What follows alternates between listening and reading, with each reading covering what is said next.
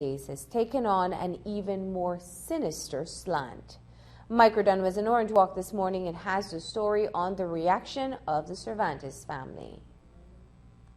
The three men accused of kidnapping and brutally killing Ramon Cervantes Sr. have been on remand for that murder almost 16 months. Now, less than 2 weeks before the general elections, one of those men suddenly stood up in court on Wednesday and claimed that he was paid by Ramon Cervantes Jr. to murder his own father. Honestly, we had been hearing rumors from before that such a thing would happen. We didn't know when or where, but we had been hearing it. My opponent's radio station, Sugar City radio station, had been spreading those rumors, very, alluding to what the guy said weeks before. Campaigners and supporters of my opponent, just 1 month after my father died, had been spreading those rumors. And then we had heard that this guy would make such a statement.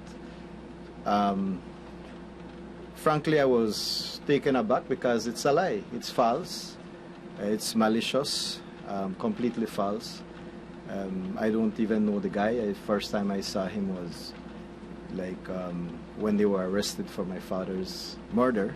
The accuser was allowed to give a statement supporting the disturbing allegation. The magistrate gave a 5-minute break and asked everyone to leave except our family and the court orderlies. And then after that it resumed. And then the magistrate allowed the guy to give his statement. And then she questioned him. And then he fumbled. He just couldn't answer the question. It was lines. It was obvious that he was given lines to say, what story to say. And when the magistrate started asking him, the big holes were poked in his story. So that's what happened, and the magistrate struck out his statement completely. What motive could Cervantes have possibly had to orchestrate the murder of his own father? Incredibly, the accuser is allegedly saying that it is because Cervantes wanted to get his hands on his father's money for his election campaign. In our family business, in our family affairs, my mom is the one that runs the purse. Not my father, not myself.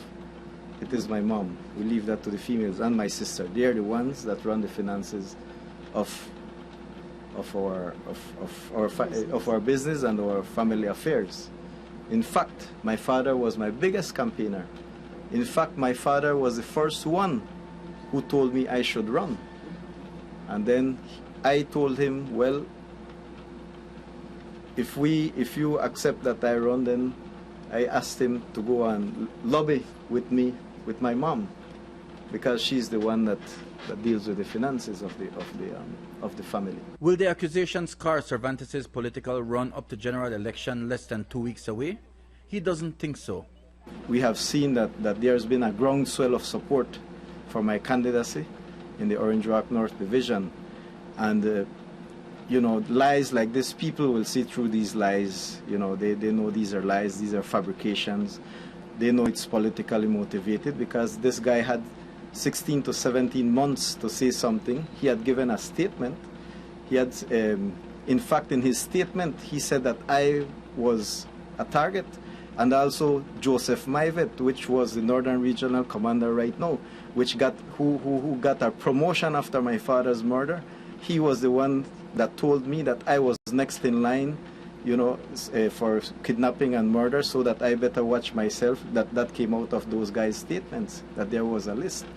So, the people will see through that. Even if they do, the accusation has hurt the family deeply, even as they struggle to get over the terrible death of their loved one. I have lost my father. My sisters have lost their father. My mom has lost her husband. I know this is maliciousness, political maliciousness. And I know Monty would never do something like that, because he and his dad were always worked together. They bond together. They respected one another. So, and as a family, we are very close. So he would never do something like that. it just shows the depth to which politics has gone in this, no, to the depths that politics have gone. Because after all, my father was murdered. They murdered my father. Now they are trying to murder my character and my reputation, to kill my character and my reputation, and to ruin my family. Mike Rodon for News 5. The vicious murder of a prominent businessman and cane farmer rocked the community of Orange Walk. So did allegations that Deputy Prime Minister Gaspar Vega, along with the top cop in the north, was somehow involved in the plot to kill Cervantes. Today, Ramon Cervantes Jr. reiterated what he has stated from the very beginning, that there is a high-level cover-up in effect. Let's remember my father was found buried in a grave with police handcuffs, manacling that shackled his wrists, and nothing really has come out of that. Let's remember that he mentioned two people, a high government official who paid to have my father killed, and a top police officer who was also involved, and none of them has been even questioned about anything. On the contrary, if you remember, the police, the Orange Rock police, I think it's the first time in history, issued a press release that the case is closed, the Ramon Cervantes murder case is closed. And I think it's the Ministry of National Security that had to come back and say it can't be closed. So there's obvious nervousness in this department, and they're doing everything to cover up many things. This morning, as the Cervantes family refuted the allegation against their only son,